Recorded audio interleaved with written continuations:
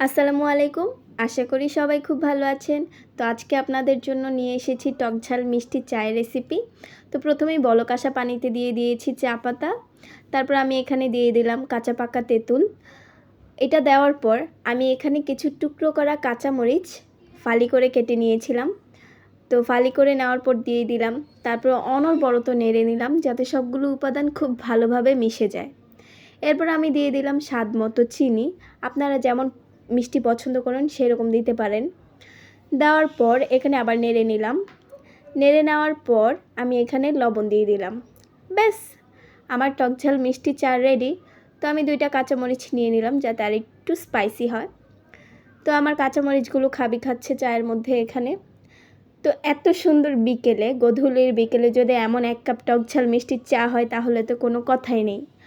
আর আমার মতো যারা দুধ চা, রং চা পছন্দ করেন না, এটা তাদের জন্য একটা বেস্ট অপশন হতে পারে। আর এত সুন্দর ওয়েদারে এই চা তো খুব সুন্দর করে এনজয় করা যায়। আপনিও বাসায় বানিয়ে ফেলতে পারেন এরকম সুন্দর টকঝাল মিষ্টি চা। বানিয়ে অবশ্যই ট্রাই করবেন কেমন লাগে।